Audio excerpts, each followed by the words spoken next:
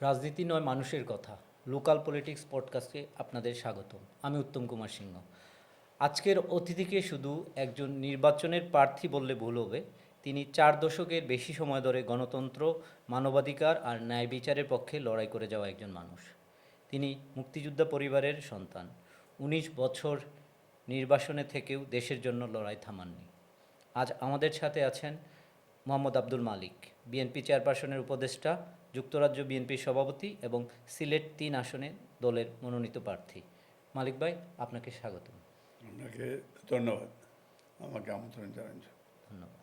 আচ্ছা মালিক ভাই, আমরা আসলে শুরুতেই আপনার ছেলেবেলাটা সম্পর্কে জানতে চাচ্ছি। ছেলেবেলা কোথায় কেটেছে আপনার, পড়াশোনা কোথায়, এই জিনিসগুলো যদি আমাদেরকে জানাতেন।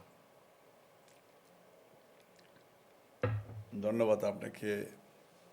এবং আজকে যেহেতু আমি একটা দল করি এবং প্রথমেই আমি একটু রেসপেক্ট দিতে চাই যে বাংলাদেশের প্রথম প্রেসিডেন্ট, মহান স্বাধীন বাংলাদেশের ঘোষক শহীদ রাষ্ট্রপতি জিয়াউর রহমান, যিনি এই দেশে প্রথম স্বাধীনতা ঘোষণা দিয়েছেন, যিনি প্রথম 10 দিন প্রেসিডেন্টের দায়িত্ব পালন করেছেন, যিনি সেক্টর কমান্ডার, যিনি বাংলাদেশে মাল্টি পার্টি ডেমোক্রেসি ইন্ট্রোডিউস করেছেন, আমরা সেই নেতার এবং যারা এই মহান মুক্তিযুদ্ধে যারা জীবন দিয়েছে। এবং আরেকজন কৃতি সন্তান আমাদের সিলেটের জেনারেল এম.এ.জি. উসমানী, উনি মুক্তিযুদ্ধের সর্বাধিনায়ক ছিলেন। আমরা ওনার নামটা অনেক সময় আমরা নিচ্ছি না। আরেকজন আমাদের দক্ষিণ সুরমার রিয়ার এডমিরাল মাহবুব আলী খান, উনিও বীর মুক্তিযোদ্ধা এবং উনিও আমাদের দেশের অনেক কন্ট্রিবিউশন করেছে। এবং যারা লেটেস্ট কোমলমতি ছাত্রছাত্রী এই দেশের জন্য যারা জীবন দিয়েছে, তাদের আত্মার মাগফিরাত কামনা করেই আমি আমার বক্তব্যটা দিই। আজকে দেশনেত্রী বেগম খালেদা জিয়া, উনি মাদার অফ ডেমোক্রেসি সারা ওয়ার্ল্ড ওয়াইড মানুষের কাছে উনি পরিচিতি লাভ করেছেন। বাংলাদেশের প্রথম মহিলা প্রধানমন্ত্রী। আমরা ওনার জন্য দোয়া করব। চাইল্ডহুড তো ধরেন আমার গ্রাম থেকে, আমার গ্রাম তেতলি, এটা আমি খুব গর্বিত যে দক্ষিণ সুরমা তেতলি গ্রামে আমার বাড়ি। এবং সেই তেতলি গ্রামে আমার মনে হয় ছোটোবেলা আমরা যখন একবার ভেরি বিগিনিং লাইফে আমরা তখন গ্রামের আমরা ফুটবল খেলা হয়েছে জাম্বুরাতি, প্রথম আমরা শুরু করেছি। ঠিক আছে। তারপরে হাডুডুডু খেলা, তারপরে ওই যে আপনার এখনকার রাগবির মতো তখন তো একটা গাছ দিয়ে একটা তৈরি করে, মানে অনেক ধরনের ছোটোবেলার যে এই ডেগুলি আমি এখনও মিস করি। আমি আমার গ্রামে এখনও যাই, গ্রামেই আছি এবং গ্রামেই থাকবো ইনশাল্লাহ। সেই গ্রামটা আমার খুব ভালো লাগে। এবং সন্ধ্যার পরে আমাদের গ্রামের যে সকালে চাঁদনি ইভিনিংটা, ইট ওয়াজ ফ্যান্টাস্টিক এবং খুবই ভালো লাগে। এবং গ্রামের মানুষের পরিবেশ, পলিউশন সব মিলিয়ে কিন্তু খুব, এখন আমার সেই গ্রামটাই ভালো লাগে। এবং গ্রামের ভিতরেও থাকি, আবার গ্রামের বাইরেও কমিউনিকেশনটার জন্য এবং মানুষের যাতে ডিস্টার্ব না হয় বর্তমান ডিফারেন্ট জায়গায়, যেটা আমি বাড়ি করেছি। তো সেই সময়ে কিন্তু পাকিস্তান, তখনকার পাকিস্তানের আমরা যখন ছোটোবেলা আমরা শুনেছি যে আইয়ুব খানের কথা, তারপরে ইয়াহিয়া খান তখনকার পাকিস্তানের প্রেসিডেন্টের দায়িত্ব পালন করেছি। এবং তখন আমি তেলিবাজার স্কুলে পড়ি। আচ্ছা। এবং আমার প্রথম ভোট কিন্তু আমি স্বাধীনতার আগেও, কিন্তু আমার চাচা উনি চেয়ারম্যানিতে দাঁড়াইতেন। আচ্ছা। তো তখনকার ইয়াং যারা ছিল সবার ভোট কিন্তু ওইটা অটোমেটিক, তখন তো স্কুলের মাস্টাররা বা স্কুলের একটা টিম সেখানে আগে বাড়ির বাইরেতে কতজন, এই বাড়িতে কতজন বালিক কতজন নাবালিক, এই ধরনের। এবং তখনও ভোট হয়েছে। এবং এই প্রজন্মের যেভাবে বর্তমান নিউ ভোটার, তখনকার সময় আমরা পাকিস্তানের ফার্স্ট ভোটার আমরা, আর শেখ মুজিবুরে আমরা দিয়েছি তো। আচ্ছা, কিন্তু আমাদের বাচ্চা যারা ওনারা মুক্তি যুদ্ধের পক্ষে ছিলেন, মানে 6 দফার পক্ষে ছিলেন, জি জি। এবং এবং নেপের তো তখন ধরেন 11 দফার ইয়ে ছিল। তো সেই হিসাবে এই যে ভোটার, আমার মনে আছে যে এটা এই যখন তারা ওই 1 টাকা দিয়ে তারা সদস্য করতেন, তা আমিও তখন 1 টাকা দিয়ে একটা এমনি একটা জাস্ট তখন তো এটা ওয়ান কাইন্ড অফ ফান ছিল। এবং আপনি ভোট দিতে যাবেন, এটা ইয়াং ভোটার, এটা মানে একটা মনে মনে খুব প্রাউড ছিল। কত ছিল তখন আপনার বয়সটা? ও তো আমি কথা বলবো, ধরেন 12-13 হবে। আচ্ছা, তখন আপনি কোন ক্লাসে ছিলেন বা কোন স্কুলে? ওই যে আমি তেলিবাজার স্কুলে পড়তাম, ক্লাস 5-এ। ক্লাস ফাইভে। তারপরে তো স্বাধীনতার সময় ধরেন এটা আমার চাচা তখন, উনি আমাদেরকে, আমরা এলাকায় ছিলাম, কিন্তু আমার চাচা একবার চলে গেলেন ডাউকি হয়ে ইন্ডিয়াতে। আমি কিন্তু ওনার সাথে ওইদিকে গিয়ে কিছুদিন পরে আবার আমি চলে আসি, বিকজ তখন আমাদেরকে তো ওই ধরনের ট্রেনিংয়ের বিষয়টা আমাদেরকে নেয় নাই। আচ্ছা, তো উনি ভেরি ইয়াং তো ক্লাস 6-7 লালাবাজার স্কুলে। তখন কি আপনি রাজনীতি বুঝতেন? না না, তখন তো মানে তখন তো সবাই স্লোগান দিতেছে পাকিস্তানিদের বিরুদ্ধে, 6 দফা 11 দফা দাবি মানতে হবে। শেখ সাহেবকে তখন তখন তো ধরেন ওই যে এরপরে তো আপনার পাকিস্তানিরা যখন এই যে আপনার 26শে মার্চ 25শে মার্চ, এর 3-4 দিন আগ থেকে আমরা দেখেছি যে আপনার তেলিবাতা স্কুলে যখন তারা আপনার বিশ্ব রোড, যেটা স্টেশন থেকে শুরু করে ধরেন এইদিকে বালাগঞ্জের দিকে মেন রাস্তা, শেরপুরের দিকে, এই পাকিস্তানি সোলজাররা হাজার হাজার রাস্তার সাইডে তারা মানে এক ধরনের মানে একটা মহড়া দিচ্ছে। তখন মানুষ বয়ে একটা আতঙ্কের মধ্যে ছিল।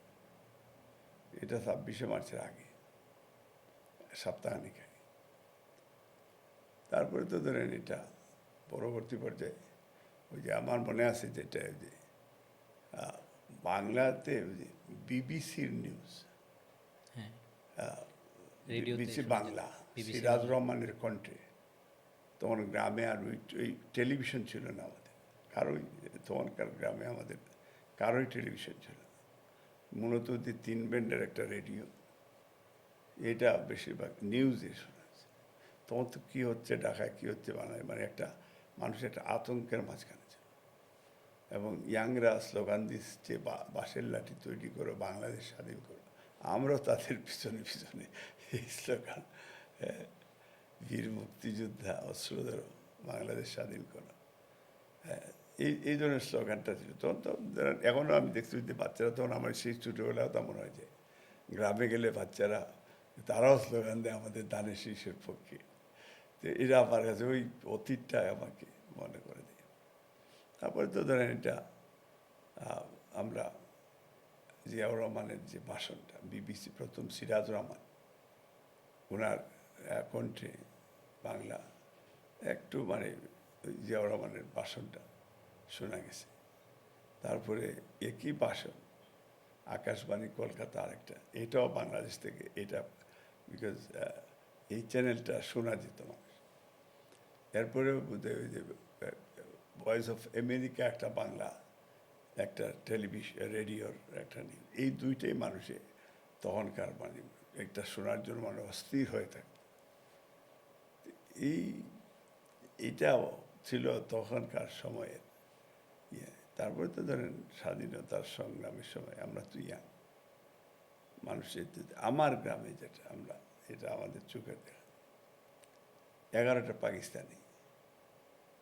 একবার আপনি যদি তেতলির আমাদের মাঝপাড়া উত্তরপাড়া যে রাস্তা যেটা আছে বিশ্বরোড থেকে, এই রাস্তায় যদি আপনি গেলে একটু ধরেন প্রায় 200 বা 300 ইয়ার্ড পরে ভিতরে পাকিস্তানিদেরকে গ্রামের অর্ডিনারি কৃষক তারা অ্যাটাক করে, মানে প্রথম, এবং তারা এবং দা কাস্তি নিয়ে অস্ত্র তাদের কাছ থেকে জোর করে নিয়ে পরে তারা জবাইও করেছে। একজন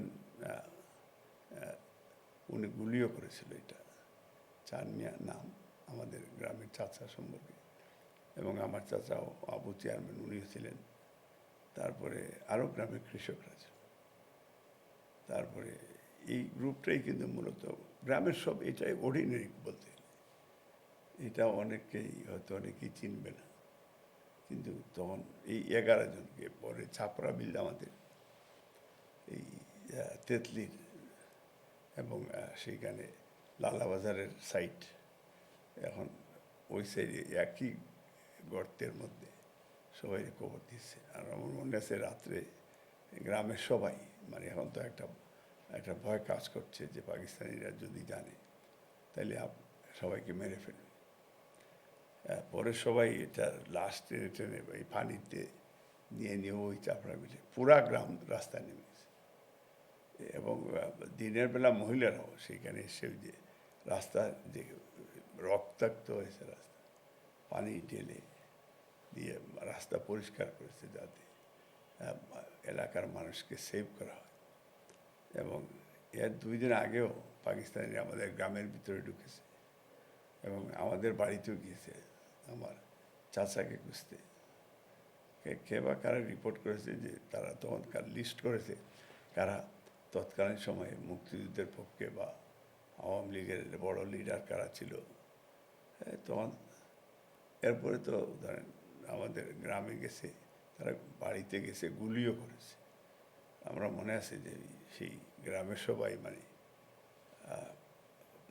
পালাতক অবস্থায় যাচ্ছে, এই অবস্থায় উপর দিয়ে ফাঁকা গুলি করছে, নিচে করলে তো সবাই মারা যেত। তখন আমার বড় ভাই উনি কিন্তু মূলত লন্ডনে থাকতেন, হি ওয়াজ এ ভেরি ইয়াং, এবং যেহেতু সেইখানে মুক্তি যুদ্ধের সপক্ষে ওনারা সবাই মিলে কিন্তু দেশের বাইরেও ক্যাম্পেইন করেছে, দেশের ভিতরে এই সময় তাকে অ্যারেস্ট করেছে। অ্যারেস্ট করে গেছে রাস্তাতে, ওই গ্রামের পাইছে ধরে নিয়ে গেছে। পরে আমার মামা একজন, উনি ছিলেন মেম্বার, মজিদুল্লাহ নাম, আহমদপুর বাড়ি, তো উনাকেও ধরে নিয়ে গেছে। আমার মামা আবার উনি খুব ভালো উর্দু জানতেন, আচ্ছা, কারণ আমার নানাও বেশ উর্দু কিতাব টিতাব পড়তেন। উনি একজন ভালো মানে সুফি টাইপ ছিলেন। আচ্ছা, ওনারা বেশিরভাগ কোরআন শরীফ চর্চা করতেন, বা তখনকার উর্দু কিতাব ছিল, এই কিতাবগুলি প্র্যাকটিস ছিল। উর্দু তো আমরাও শিখেছি, তো এই যে মানে মক্তবে হুজুরদের কাছে মানে উর্দু একটা কিতাব বই, আর বাংলা তো ছিলই।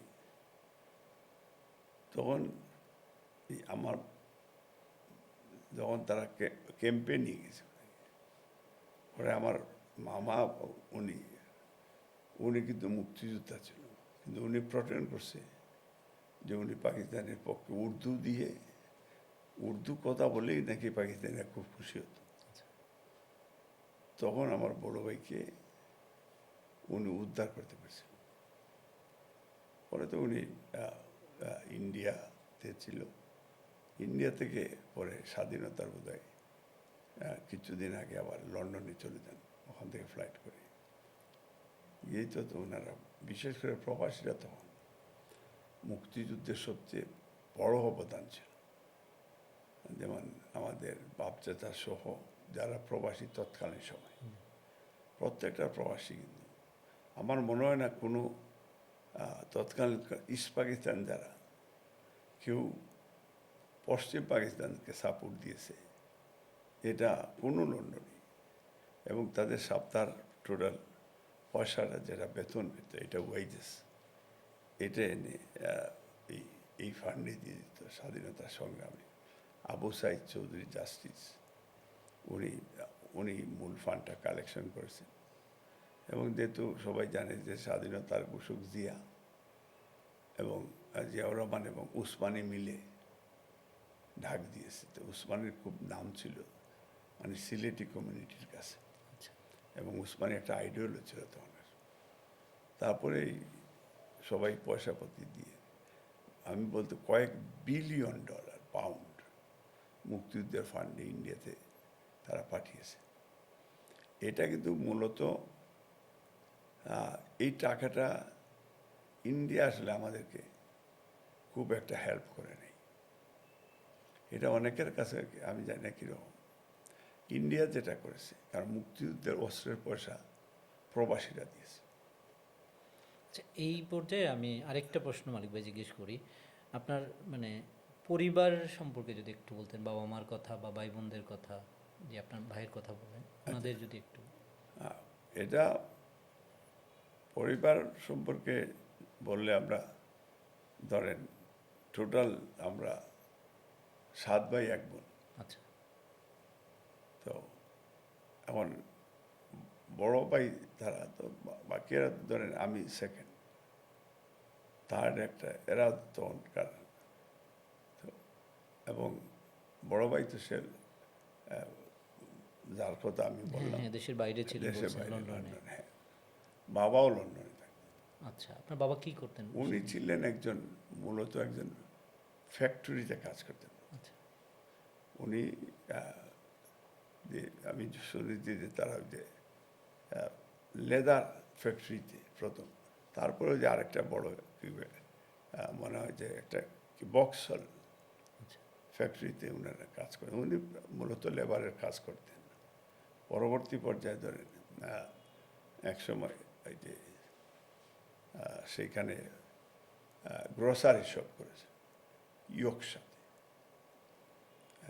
এরপরে ধরেন আমার বড় ভাই, তারা আবার ব্যবসা, কিন্তু আগের যারা আমাদের গ্রামের সবাই ওরা ব্রাডফুড কিটলিতে থাকতেন। এখন ম্যাক্সিমামই কিন্তু তখন ফ্যাক্টরি, তারা ওয়ার্কার বা বিভিন্ন ফ্যাক্টরিতে কাজ করতেন। পরবর্তী পর্যায়ে হয়তো যার তার স্কিল অনুযায়ী প্রমোশন পেয়েছে, কিন্তু মূল ওখান থেকেই শুরু হয়। পরবর্তী পর্যায়ে তো আফটার লিবারেশন আমার মাও সেখানে চলে যান, এবং ওনারা সেই প্রবাসী হিসাবে আমার বাপ চাচারা বা আরও প্রবাসী যারা, এরা প্রতি সপ্তাহে লন্ডনে আসতেন কোচ ভরে ভরে হায়ার করে, লক্ষ লক্ষ প্রবাসীরা তখন হাই পার্ক কর্নারে একসময় তারা ওখানে জড়ো হতেন, এবং ওখান থেকে মার্চ করে ব্রিটিশ প্রধানমন্ত্রী কার্যালয় 10 ডাউনিং স্ট্রিট মার্চ করেছেন, পার্লামেন্টের সামনে তারা মার্চ করেছে। এবং এটা এটা ব্রিটিশের সাপোর্ট, বিকজ অফ প্রবাসী আমাদের বাংলাদেশি যারা তারা, ইভেন পাকিস্তানিদের সাথে অনেক মারামারি হয়েছে লন্ডনে। আপনি ওয়েলথাম স্টোরে অনেক মানুষ মারামারি হয়েছে, অনেকের মাথা, অনেকের মানে হাত ভেঙে গেছে। পাকিস্তানি ব্রাডফুডেও মাইর হয়েছে, এবং ম্যানচেস্টারও হয়েছে। তার মানে আপনি বলতে চাচ্ছেন যে আপনার পরিবারের সকল সদস্যই মোটামুটি মুক্তিযুদ্ধের সপক্ষে ছিল তখন, এবং মুক্তিযুদ্ধের সাথে সরাসরি কাজ করতে। তৎকালীন সময়ে লন্ডনে যারা আছে সবাই কিন্তু মুক্তিযুদ্ধের পক্ষে, নান অফ দেম পাকিস্তানের পক্ষে ছিল না। আর আমাদের যেহেতু আমার চাচা মূলত উনি পলিটিক্যালি উনি একটু অ্যাক্টিভ ছিলেন, যেটা আবু চেয়ারম্যান হিসাবে সবাই চেনে। কোন দলের সাথে ছিলেন উনি? উনি আওয়ামী লীগের সাথে, আচ্ছা। এবং উনি রশিদ আলী সাহেব, মৌলুদ আলী সাহেব, তারপরে কদমতলী হানিফ, হামিদ চাচা, তারপরে বরিগান্দি সোহেল মিয়া, জি জি। ওনারা কিন্তু ওই বেল্টই, এবং সেই সময় ওনারা এই দলেই ছিল। স্বাধীনতার পরে যেটা আপনার জাসদের জন্ম হয়, এটা বোধ হয় 73-তে। হ্যাঁ হ্যাঁ, 70 আসলে। তো আমার মনে আছে যে এখানে তখন ধরেন আমরা সিলেটের নেতৃত্ব তখন আক্তার ভাই ছিল বালাগঞ্জে, তারপরে লামাবাই ছিল, সদরভাই ছিল। সদর ভাই ছিল, তারপরে মূলত এই 3-4জনই খুব, এই মাতাব্বাই ছিল আপনার বিয়ানীবাজার, তার জঙ্গি মাতাব্বর হইতো। হ্যাঁ, তারপরে এই এই এই এই ধরনের সিনিয়র নূর ভাই ছিলেন, আপনার নূর মাস্টার, যেটা উনি এক সময় প্রেসিডেন্টও ছিলেন। রফিক ভাই ছিল কদম, মানে ওই বেলটা মূলত জাসদের শুরু। সিদ্দিক ভাই ছিল, কাইম ভাই ছিল, এই বেলটা জাসদের মূল সিলেটের ছিল, এবং খুব শক্তিশালী তখন জাসদ। সাদি ভাই ছিল মাহমুদপুর রহমান সাদি, উনি পরে এমপিও ছিল একবার, ওনারা খুব বড় মাফের নেতা ছিল। তারপরে এই ম্যাক্সিমাম, কিন্তু আমার মনে আছে যে তখন আমরা ভেরি ইয়াং, এখন বাড়ির থেকে তো কাউকে তখন জাসদার মধ্যে খুব মানে লড়াই চলতো আওয়ামী লীগের। তো লম্বা চুল হইলেই বোঝাই তো এইটা জাসদ, এবং দুই পক্ষের কাছে কিন্তু অস্ত্র ছিল। আপনারও কি যে লম্বা চুল ছিল তো? না, তখন আমরা জাসদের সাপোর্টার হয়ে গেলাম অটোমেটিকলি।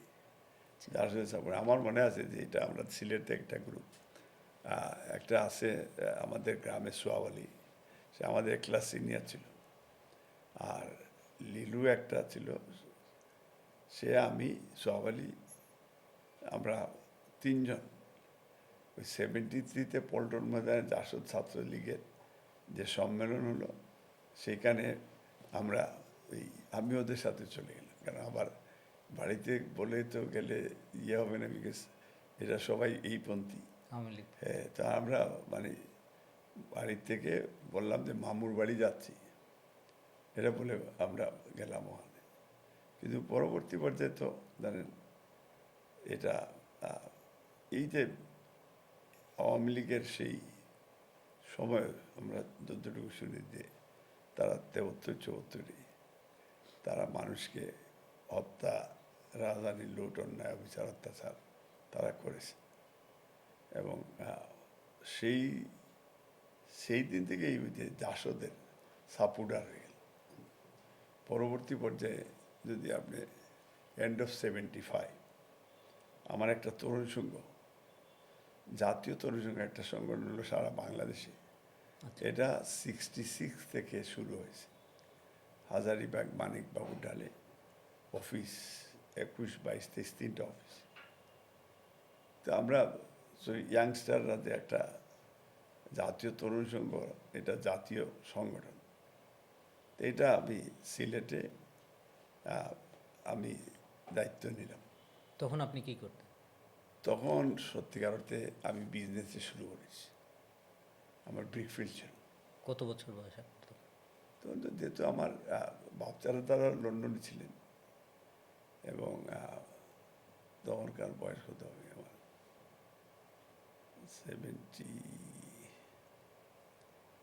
76-এ আমার বয়স ধরেন 19-20। আচ্ছা, তাহলে তো আপনি একজন তরুণ উদ্যোক্তা। তরুণ। পড়াশোনা কি তখন ওই চলতেছে? যে পড়াশোনা চলতেছে, কিন্তু আমার মাইন্ডে হলো যে এটা ছিল, কারণ যেহেতু আমার মা বাবারা লন্ডনে, এবং লন্ডনের সবগুলি রেডি হয়ে গেছে, কিন্তু যাচ্ছি না, মানে এখানকার পারমিশনও করা, তো যাচ্ছি না, যেহেতু এখানেও আমার বিজনেস আছে। তখন আপনি কিসে পড়তেন? বা তখন আমি জাস্ট ইন্টারে ঢুকছি আর কি, এবং আমরা সেইখানে ওই যে আমাদের সিলেট থেকে আমরা 5 জন, আমরা কুমিল্লা ভিক্টোরিয়া কলেজে একটা অ্যাডমিশন নিলাম। তখনকার সময় তো বললেন যে কুমিল্লা বোর্ড ছিল, এবং এই বোর্ডের আন্ডার এটা অনেক কাহিনী হয়েছে, এগুলি আর লাইফে আর বলবো না, কারণ একটু বলেন আপনার এই কাহিনী। কারণ তখন তো সিলেটের অনেকেই ওখানে মেট্রিকে গেছে, ওখানে গিয়ে পরীক্ষা দিয়েছে, অনেকে ইন্টারমিডিয়েট ওখানে পরীক্ষা দিয়েছে। কারণটা হলো যারা দুষ্ট প্রকৃতির ছাত্র যারা ছিল, বললেন এরা ওখান থেকে ফাঁস করে আসতো, বললেন এটা এটা খুব সত্যি ঘটনা, এটা অনেকেই কাহিনী হয়েছে, এটা অনেকেই যারা পরবর্তী পর্যায়ে অনেক বড় বড় চাকরিতেও আছে, অনেক অনেক ব্রিলিয়েন্ট স্টুডেন্টগুলি পরবর্তী পর্যায়ে। এই তোমার তখনকার পরিবেশ পরিস্থিতি এটা অ্যাকচুয়ালি ডিফারেন্ট ছিল। তারপরে ধরেন যেটা আমার তরুণ সংঘ 76, 77, তখন সিলেটের প্রত্যেকটা রাজনৈতিক দল এবং আমরা তরুণ সংঘে আপনি যদি ইনভেস্টিগেশনও করেন এখন দেখবেন সিলেটের 80% যুবক তরুণ সংঘের সাথে ছিল। কিছু নাম বলেন যারা এখনো আপনার সাথে ছিলেন। আমার সাথে ছিল যদি আমি বলি তাহলে আপনার জাসদের কাইয়ুম ছিল, তারপরে জাসদের একটা ছেলে ছিল লেবু, মারা গেছে বোধহয় সাপ্লাইতে বাড়িতে। তারপরে তখনকার সময়ে তখনকার জাসদের ম্যাক্সিমাম এরা কিন্তু আমার সাপোর্টার ছিল। রাজ্জাক ছিল, মাহমুদ আলী ছিল, মানে ইয়াং গ্রুপ। বাট এরপরে ধরেন এইখানে লীগের ছেলেরাও, ছাত্রলীগের অনেক ছেলেরাও কিন্তু আমাদের সাথে ছিল। ঠিক এই সময় আবার আমি ওই সিলেট আবাহনী ক্লাবের প্রেসিডেন্ট হ্যাঁ, আমি ছিলাম। তারপরে Mohun Bagan sporting club C division, এটারও প্রেসিডেন্ট ছিল। এমপি ঘোষ জাতীয় পার্টির টাউন ক্লাবের ঘোষ ছিল সেক্রেটারি, আমি ছিলাম প্রেসিডেন্ট। আমি স্পোর্টসের সাথে আমার ইনভলভমেন্ট। এটা কিভাবে আপনার স্পোর্টসের সাথে? বিকজ অফ তারা আমাকে প্রেসিডেন্ট করছে, বিকজ আমি তাদের বিকজ স্পোর্টসের সাথে একটা রিলেশনশিপ ছিল যদিও। আর যেহেতু আমি ব্যবসাও ছিল, তো আমার কন্ট্রিবিউশনটা বিভিন্নভাবে আমি নিজে মানে সাপোর্ট দিয়েছি। আমি যে কারণে এই 3টা ক্লাবে তখন আমি দিয়েছিলাম। একদিন আমার মনে আছে যে মোহনবাগান টাউন ক্লাব আর আবাহনীর খেলা মানে একদিনে 2টা, এখন 2টা টিম তারা করবে, ঢাকার থেকে প্লেয়ার হয়, 2 টিমের তো প্রেসিডেন্ট আমি। মাঝখানে খুব বিপদে তো ঘোষ ভাই আমরা বলতেন যে তুমি এই টিম নিয়ে তুমি কোন ধরনের পয়সা দিতে পারবে না। এইদিকে মহিনা বলতেছে ভাই আপনি কিন্তু, আমি কিন্তু 2 টিমটাই যতটুকু পারছি আমি কন্ট্রিবিউট করেছি। তো এবং 2 টিমের খেলা যে টিমেই জিততেছে সেই টিমেই ভাল লাগছে কিছু, এই ধরনের ছিল। তো যাই পরে তো ধরেন আমি যখন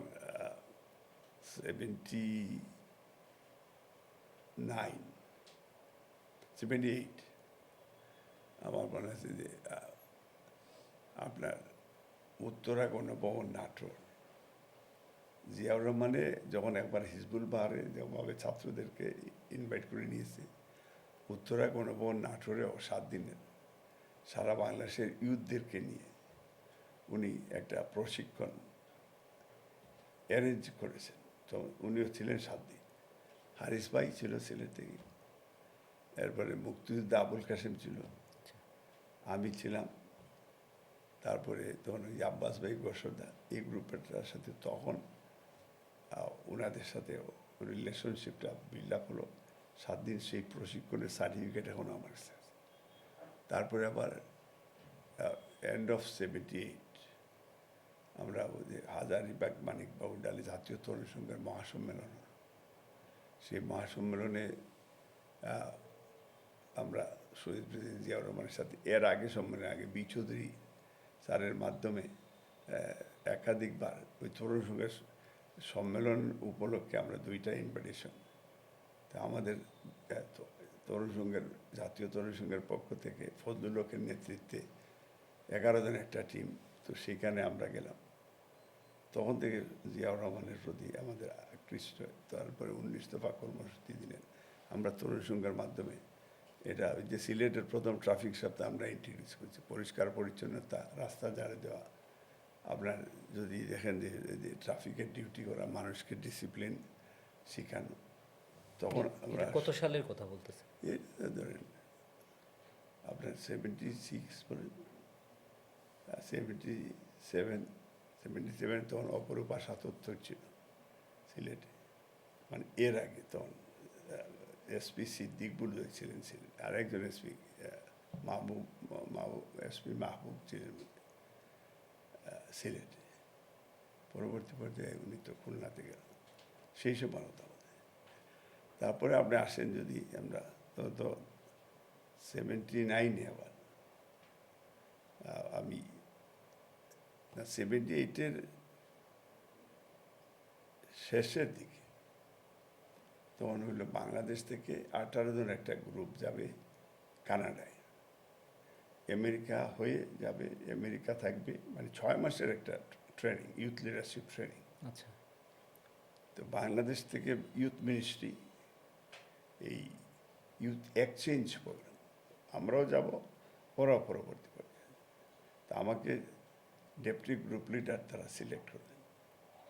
তখন তো আমরা ধরেন সিলেট সারা বাংলাদেশ থেকে 17 জনের টিম যাবে। আমি সিলেট থেকে আমার টিম রেডি করলাম। তো সিলেট থেকে যেহেতু আমি সিলেট জেলার আপনার দায়িত্বে ছিলাম, প্লাস কেন্দ্রতেও তারা আমাকে একজন আন্তর্জাতিক সম্পাদকের দায়িত্বে তারা নিয়েছে। তখন সিলেট থেকে ছিল 5জনের মধ্যে একজন বর্তমান, যেহেতু আপনি চিনবেন এখানে বলতে, যেমন হেলাল খান আমাদের জাস আছে, আচ্ছা, আচ্ছা। সেও উনি ছিলেন? আমার টিমে ছিল। আপনি এবং হেলাল খান আমি ছিলেন। তাদের গ্রুপ লিডার ছিলাম। তখনকার তরুণ সংঘের প্রধান আমি ছিলাম, এবং এবং আরেকটা ছেলে ছিল আমাদের গ্রামের লিলু নাম, লুৎফুর, ওই যে জাসদ ছিল সে। তারপরে ধরেন এটা মানে অগণিত নেতা কর্মী পরবর্তী পর্যায়ে এই তরুণ সংঘের মাধ্যমে বা ইউথ লিডারশিপ ট্রেনিংয়ের জন্য জাতীয় যুব সংস্থা যেটা তৈরি হয়। তো যুব সংস্থার প্রথম ছিল মুক্তিযোদ্ধা কাশেম ভাই, আপনার 79-এর দিকে। পরে উনি এন্ড অফ 79-এর পরে সে লন্ডন চলে গেল। তখন আবুল কাশেম মুক্তি, যে ঢাকা থেকে যুবমন্ত্রী ছিল, প্রতিমন্ত্রী, উনি আর হারিস চৌধুরী আসলেন, এবং তখন চাইছিল যে আগের পৌরসভার চেয়ারম্যান বাবুল ভাই, উনি প্রেসিডেন্ট হবে, আমি সেক্রেটারি হব। আর শমশের আলী বাবলু হলো উপজেলার প্রেসিডেন্ট হবে, আর ফয়জুল ভাই সাংবাদিক, সে উপজেলার সেক্রেটারি হবে, লালাবাজার বাড়ি যেটা। পরে তো বাবুল ভাই উনি কেন্দ্র বলল তাইলে আমাকে প্রেসিডেন্ট করবে, বিকজ এই বাবুল ভাই তখন বিএনপির সাথে যেহেতু ওনার ওইভাবে রিলেশনশিপ নাই, পরে আমাকে প্রেসিডেন্টের দায়িত্ব দিল যুব সংস্থা। যুব সংস্থা আর যুব কমপ্লেক্স দুইটাই পাশাপাশি। যুব সংস্থাটা হচ্ছে মেইন, যেটা ইউথ কাউন্সিল। তারপরে তো ধরেন আমি অলমোস্ট ওয়ার্ল্ডের 73টা দেশ ধারাবাহিকভাবে আমরা কোরিয়া থেকে শুরু করে আপনার এই আমেরিকা 2বার, লন্ডন ইন্টারন্যাশনাল ইউথ ইয়ার আমরা 80-তে সেইখানে 3 মাসের জন্য গিয়েছি। বা এইভাবে ইউথদের উপরে আনোয়া ইউথ ক্লাস ইন্টারন্যাশনাল, তাদের আমন্ত্রণে লন্ডন গেছি একাধিকবার। তারপরে ধরেন আমরা ওই যে আপনার এই হংকংয়ে শর্ট কোর্স আমাদের 6 সপ্তাহ ছিল, এটা তো অ্যাটেন্ড করেছি মূলত। এবং আমার সেখানে চণ্ডীগড়েও একটা প্রশিক্ষণে যাওয়ার কথা, 6 মাস ইউথ লিডারশিপ ট্রেনিং। তখন আমি আবার ওই যে ইয়েতে গেলাম, এই আমেরিকায় গেলাম। তখন ওই যে রেজাউর রহমান আইন আদালতে, সেও আমাদের সাথে ছিল। সে তখন ওই চণ্ডীগড়ে সে ইউথ লিডারশিপ ট্রেনিং সে সেইখানে গেল। আমাদের মূলত রাজনীতিটা আমরা ওই শহীদ প্রেসিডেন্ট জিয়াউর রহমানের হাত ধরে, যখন জাগদল, এর বাবাও ছিল আমাদের হক ভাই, তারপরে শহীদুল্লাহ ভাই, শিশু মামু বরিহান্দি, তারপরে এইভাবে আরেকজন আমাদের প্রায় 11 জন, গুলশান হোটেলে ডিআইজি হক, উনি যখন ওনার মেয়ে ছিল ফারহানা হক, নিউজ পড়তো বাংলাদেশ, উনি আসলেন ঢাকা থেকে জাগদল করলেন। তখন আমার মনে আছে গুলশানে, হোটেল গুলশানের সেইখানে আমাদেরকে আমরা গেলাম। আচ্ছা মালিক ভাই, আপনার জাতীয় তরুণ সংঘের কথা শুনতেছিলাম। এখন আপনি যদি আপনার রাজনৈতিক সচেতনতাটা কিভাবে শুরু হয়েছিল এটা, আর আপনার বিএনপির রাজনীতির সাথে কিভাবে যুক্ত হলেন সেটা যদি বলতেন। এটা ধরেন মূলত আমার জাতীয় তরুণ সংঘ থেকে আমার বিগিনিংটা মানে পলিটিক্যাল। তার পরবর্তী পর্যায়ে যখন জাগদল যখন প্রথম সিলেটে ডিআইজি হক সাহেব উনি আসলেন এবং সিলেটে তখন আপনার আমাদের শহীদ আলী উকিল, হক ভাই, তারপরে খন্দকার মালিক সাহেব, তারপরে শিশু মাম বরিহানি, তারপরে ফতে ইউনুস খান, মানে ওরা সিনিয়র হতো জাগদলের মলি হইল, আর জুনিয়রের মাঝে আমিও আসলাম তো।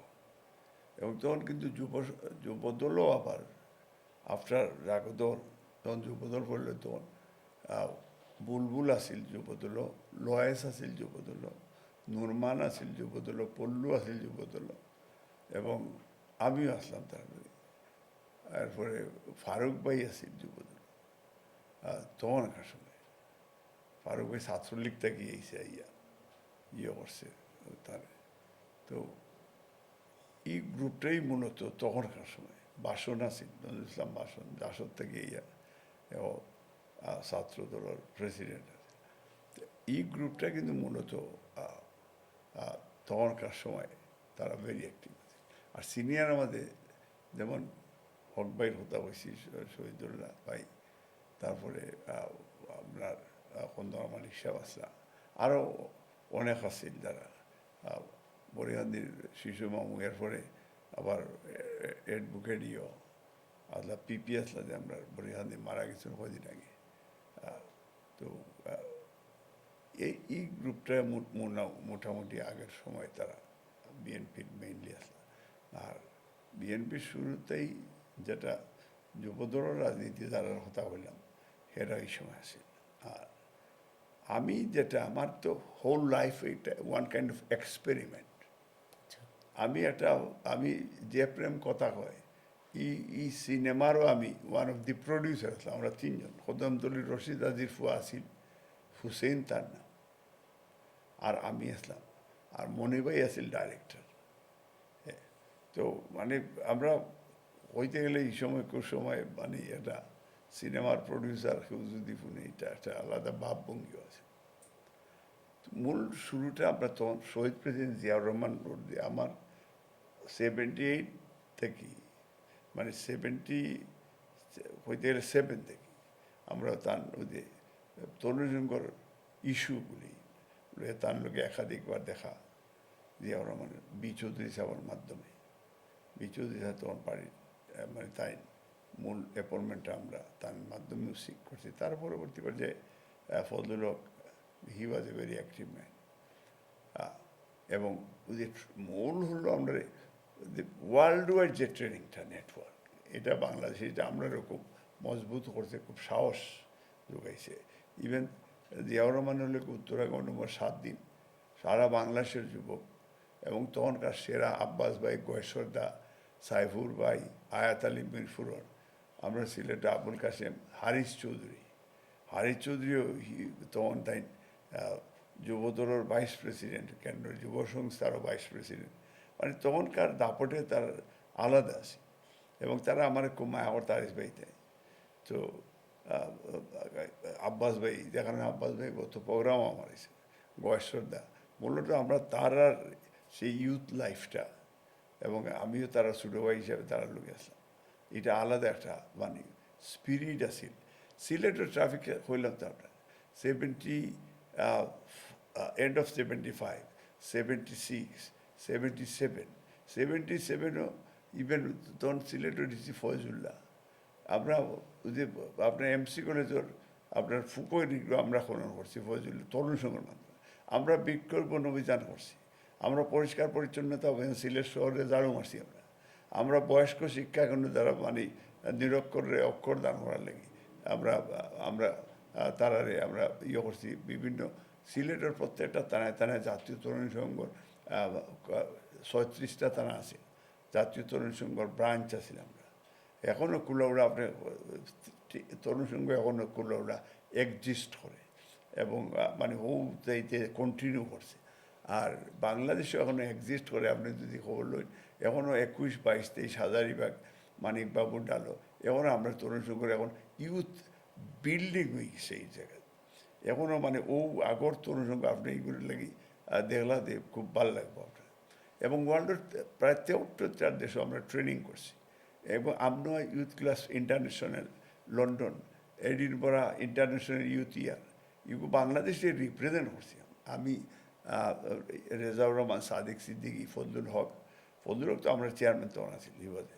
হাসান ভাই সালাউদ্দিন আহমদ সেন্টু মানে এই গ্রুপটা মূলত তখনকার আমরা ইউথ হিসাবে সিলেটের এমন কোনো গলি নাই যেন তরুণ সংঘ আসেন না এমন কোনো তখনকার ইউথ নাই যার তরুণ সংঘের লোক একটা গুড রিলেশনশিপ আসেন না ইভান মানে দলমত নির্বিশেষে আমরা ইউনাইটেড সিলেটের এই যে খেলনা দৌড় আমরা ইউথ লাইফে মোহন চাচা আসিল আমরা তারপরে আলবেলার মালিক তারা আমরা যথেষ্ট সহযোগিতা করছেন এবং যে ফিজার মালিক আসলে আফতাবাজি এরা আপনার যথেষ্ট হেল্প করছেন বিকজ তখন সিলেটর ভোগবাইতে এরা ফিনান্সিয়ালি আপনার হেল্প করছে যে তখনকার সময় যে আমরা তরুণ সংঘের যে বিভিন্নভাবে মানুষরে যে আমরা গরু ছাগল মানুষরে দিছি যারা বিধবা নারী হলোর যে পাথর করার লাগে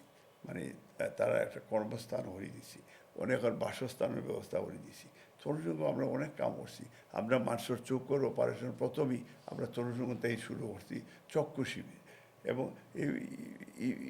এবারও আমি তো গত ওই যে আগর এটা মাথাতে মনে রয়েছে আমরা যে এবারও প্রায় আমরা 3টা উপজেলায় প্রায় 4,000 মানুষের চক্ষুর অপারেশন আমরা করে গিয়ে কদিন আগে তো এগুলো কন্টিনিউ তরুণ সংঘের মাধ্যমে আমরা অনেক পরবর্তী পর্যায়ে তো শহীদ রাষ্ট্রপতি জিয়াউর রহমান 19 দফা কর্মসূচি সাপোর্টে বিভিন্ন জায়গায় আমরা সেমিনার করছি সিম্পোজিয়াম করছি মিটিং করছি মিছিল করছি তো এর থেকে মূলত বিএনপির রাজনীতি এবং ইন করা সাইফুর রহমান স্যার তখন তাই জাস্ট টেকনোক্রেট হিসাবে আইসই জিয়াউর রহমান ফয়লা তখন সিলেট আইলা আমরা তরুণ সংঘ থাকি আমরা জিয়াউর রহমানরে অন্য রিসিভ করলাম তখন রিসিভ ফজুল্লাহ তরুণ সংঘ সবচেয়ে বেশি মানুষ আমরা আছি এবং গার্লস স্কুলের স্কাউট তরুণ সংঘের সময় এই সময় ওই যে বুলবুল কুমকুম তারাও আসেন যে শামীম ভাইয়ের বউ বোন রুহি শামীম ভাই যে পরবর্তীবাদে আওয়ামী লীগের প্রেসিডেন্ট এবং মাম্মিউল উষাই আপনার এনাম ভাইয়ের ওয়াইফ তার সেকেন্ড ওয়াইফ বোধহয় তাইও আমরা তরুণ সংঘ ঢাকাত আমার লোকে আমরা এই গ্রুপটার সম্মেলনও গেছি তারা বা সিলেটের এই বুলবুলর বইন আপনার দুলাফা মলি এরা আপনার তরুণ সংঘ সিলেটের অনেক মানে তখনকার সময় তরুণ সংঘ পরবর্তী পর্যায়ে যখন আমি যুব সংস্থা দিলাম তখন তরুণ সংঘ থেকে একটু যদিও আমি পজিশনে ছিলাম কিন্তু যুব সংস্থা হওয়ার পরে তখন সরকারি একটু ফ্লেভার রাইছে এরপরে তো এরশাদুর মার্শাল্লোর পরে তখন দেখা গেল যে এর আগে কিন্তু আমি তরুণ সংঘের মাধ্যমে যুব সংস্থা সব ওয়ার্ল্ডর বাই দিস টাইম 81 পর্যন্ত বিভিন্ন প্রতি 6 মাস 1 বছর পরেও আমরা এর ভিতরে 2-3টা দেশও আমরা এই সেমিনার সিম্পোজিয়াম বিভিন্ন ট্রেনিং ইয়েটা এবং কীভাবে ইউথদেরকে লইয়া দেশ বিল করা সেই ওটা আমরা করছি ইনশাল্লাহ এবং কম হলে আমরা এই প্রত্যেকটা থানায় আমরা নৈশ বিদ্যালয় আছি বয়স্ক শিক্ষা কেন্দ্র আছে স্কুল বন্ধ হওয়ার পরে স্কুলের মাস্টার কলেজ থেকে আমরা সাবি লইয়া বয়স্ক হলে আমরা দস্তখত শিখেছি অক্ষর দান করা যেটা এরপরে তো ধরেন আমরা তো যেটা 82 আমি একবারে যখন এরশাদ আমার মার্শালের পরে তখন আমার ব্রিকফিল্ডও আসিল দক্ষিণ সুরমা এটা মাম ব্রিক্স হিসাবে পরিচিত মোহাম্মদ আব্দুল মালিক এটা আছে তারপরে এগু ব্রহ্মময়ী বাজার আমরা 2-3টা দোকানও আছে ইটা যেহেতু ব্যবসাদা চোখ লন্ডন ইটা আমার ফুললি ইয়ের ভিতরে আছে। এরপরে তখন মাস্টার এরশাদ আমার মাস্টার পরে তখন সব পলিটিক্যাল অ্যাক্টিভিটি ব্যান হইল। আপনার ব্রিগেডিয়ার আমিন আর কর্নেল দিওয়ান তার আমরা ঢাকাইল সব সিলেট সব গেলা যে পলিটিক্যাল অ্যাক্টিভিটি বন্ধ। তা আমি দেখলাম যে এগুলো তো আরও কোন বিপদে পড়ে দিব, বিকজ এই সময় ফেক মামলা টামলা দিয়ে মানুষের ইয়ে করে। তো আমরা ইউথ লাইফে তো কত দুশ্মনও আছে, দুস্থ আছে। পরে আমরা কর্নেল দিওয়ানরা বললাম যে ঠিক আছে, আমরা তরুণজনক টিম ফুল, তোমার আমরা সাপোর্ট দিব, তুমি আমরা একটা প্রোগ্রাম হইতে ও সাবান উঠেলো তরুণ সংঘের একটা প্রোগ্রামও কর্নেল দিওয়ান নিলাম, নিয়ে বললাম যে আমরা অ্যাক্টিভিটি আমরা ওখান থেকেই ইয়ে করবো, কিন্তু তোমাদের যদি কোনো হেল্পর লাগতে পারি তো আমরা হইবে। ও উচিল কর্নেল দিওয়ানরে হাত করিয়া আমি বললাম যে এখন তো আমি 2 সপ্তাহ লন্ডন যাব, তখন মানে আপনারা সুরে দেশের পর তারা পারমিশন দেন না দেয় করে। পরে তো আমার ভিসা আছে, তো ও তার কনভিন্স করিয়া সিলেট থেকে ঢাকা গেলাম। আর ঢাকা থেকে তো ফ্লাইট উঠে আর বাজে বেগ করিয়েছি না, তোর 3-4টা ফেক মামলা হয়ে গেছে বাই দিস টাইম। আমি জানি যে একটা না একটা কিছু এরা ইয়ে করবো। এরপর তো লন্ডন গেলাম, যাওয়ার পরে তখন হনর বিএনপি যারা আমরা কলিকল আছিল তার লগে, এর আগে পরিচয় আছিল তার লগে, তো তারা আবার মাঝে মাঝে একটু হিংসা হয় যে ও সেম সিচুয়েশনটা আমি ফিল করলাম। বাংলাদেশেও অনেক সময় ওদিকে পরকতা হয়ে যারা, কারণ আমরা তো অতীত অনেকেও হতে জানে না। এরপরে লন্ডন গেলাম। লন্ডন যাওয়ার পরে তখন এরশাদ বিরোধী আন্দোলন শুরু হলো। তখন 7 পার্টি অ্যালায়েন্স হইল বিএনপি। তখন এই আন্দোলনে তখন আমরা আপনার এলেনলি উইলিয়াম, উনি একটা লর্ড, তার লোকে এর বাদে কর্নেল মনির, এরপরে আমরা ওলা কয়েকজন মেজর জাহাঙ্গীর, আমরা মিলিয়া একটা সিটিদের মুভমেন্টের মতো একটা ইয়ে হলাম। এবং আরেকটা সংগঠন হলাম এডিপি, এরশাদ বিরোধী আন্দোলনে আমরা প্রথম প্রোগ্রাম হলাম বাংলাদেশ হাইকমিশনের সামনে। আমরা এডিপির পক্ষ থেকে অনশন এরশাদের বিরুদ্ধে। তারপরে আপনার 7 দিনের মানে আছে অনশন। তো পরে ব্রিটিশ গভর্নমেন্ট এটা আবার খুব একটা ভালো হয় না, তো তারা করলো। পরে আমরা 7 দিন বাদে অনশন আমরা স্টপ করাইলাম, আর হেলথে এলাও করে না। এর ভিতরে তারা নিয়েছে ইন্টারলাইন সপ্তাহে দিল। এরপরে ধরুক আমরা বিভিন্ন সেমিনার শুরু করলাম, যে হিউম্যান রাইটস ভায়োলেশন, ব্রিটিশ পার্লামেন্টের সেমিনার, হাউস অফ লর্ডের সেমিনার ও স্টার্ট দিলাম আমরা। এরপরে দলীয় 7 দলের বিভিন্ন প্রোগ্রাম আমরা সাপোর্ট দিলাম। তখন 7 দলের প্রধান আছিল আপনার শামসুল আলম চৌধুরী চিটাংবাড়ি, এবং এই 7 দলের লোকে তখন আমরা হাজি নিম্বর আলী আসলা, তারপরে আখলিদ চৌধুরী আসিল, তারপরে এখানে আরও অগণিত সিনিয়র আসলাই, পরে মুহিদুর রহমান, আমরা তার লোকে জয়েন হলাম। ও স্টার্ট হইল বিএনপি মানে অ্যাক্টিভলি দেশের বাড়া এবং কন্টিনিউ। পরবর্তী পর্যায়ে আমরা মাঝে কিছু ডিসএগ্রিমেন্ট আছে। পরে এক পর্যায়ে কনভেনার শামসুল আলম চৌধুরী, এক কনভেনার আপনার মহিদুর রহমান, আর আমরা 3 জন জয়েন করবেন। তারপরে এইগুলো পরবর্তী পর্যায়ে মানে এর ভিতরে অনেক ধরনের গ্রুপিংও আছে, এটাও সত্য। এবং আমরা আমাদের অনেক ডিফারেন্স আছে, যারা মানে নিউ কামার এরারে একটু অনেকেও চাইছে যে 82 থেকে যারা আইসে এরারে, এর আগের যারা সিনিয়র হলে স্পেস দিত, কিন্তু জুনিয়র হলে একটু। তারপরে তাই আমরা সামহাও আমরা ইনভলভ হয়েছি। এখন আপনার অ্যাক্টিভিটি তো কন্টিনিউ চলে। এরপরে এক পর্যায়ে আমি আর মুহিদুর রহমান আমরা সম্মেলনের মাধ্যমে আমরা প্রেসিডেন্ট সেক্রেটারি, হওয়ার পরে আমি প্রায় 17 বছর টানা প্রেসিডেন্ট সেক্রেটারি ছিলাম। 2 বছর পরে যখন আমরা সম্মেলন হয় তখন আমরা দুইজনে তারা সবে মানে ব্লাইন্ডলি সাপোর্ট দিই, বিকজ আমরা তখন প্রত্যেকটা শহরে শহরে আমরা ইউনিট, যেটা এই দেশের থানা কমিটি, আমরা এই লাখুরের টোটাল ইউকেতে যতটা আসিল আপনার এই শহর আসিল ইয়াং বিজনেসম্যান সবরে আমরা বিএনপিতে আমরা করাইছি। এরপরে আপনার ইউরোপিয়ান ইউনিয়নও আমরা আমরা প্রোগ্রাম করছি। জেনিভা কনভেনশন যেমন 11 পর থেকে আমরা মানে ওয়ার্ল্ডের বিভিন্ন দেশে, যেমন আমি কানাডা ফয়সলে একটা প্রোগ্রাম করছি 11 প্রায় 14 জন কানাডিয়ান এমপি আছে। আমি তারই বিশেষ অতিথি হিসাবে আমি বাংলাদেশের ডেমোক্রেসির পক্ষে এবং ওই যে এক্সট্রা জুডিশিয়াল কিলিংয়ের বিষয় নিয়ে সে সেমিনার করছে। আমি বক্তৃতা দিছি লন্ডন থেকে। আমি একমাত্র প্রতিনিধি গেছিলাম। আমেরিকায় একাধিক প্রোগ্রাম করছি আমরা জাতিসংঘের সামনে, এবং জাতিসংঘের ভিতরেও আইসিডির প্রোগ্রাম আমি একাধিকবার আমি নিজে স্পিচ রাখছি বিহাফ অফ মাই পার্টি। আমার ফুয়া is a lawyer, Mohammad Shams Gazali তার নাম, তারে দিয়ে 2বার বক্তৃতা দেওয়াইছি ইউএনও। এটা আপনার চেয়ারম্যান সাহেব ধরেছি, যেটা আমি তার পারমিশন নিয়ে গেছি।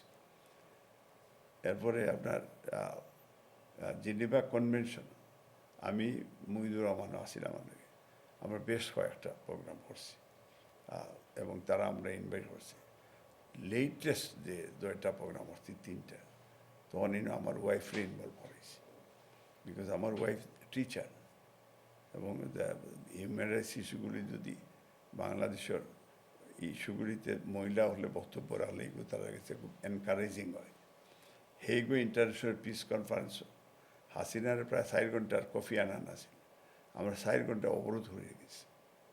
তো আমরা ওয়ার্ল্ডের বিরুদ্ধে ইভেন আমরা যদি আপনি এগুলো খোঁজ লিয়া দেওয়া, আমেরিকায় হাসিনা আপনার ইউএনওর ঢুকতেও পারে না, ওলা সিচুয়েশন আমরা ক্রিয়েট করছি।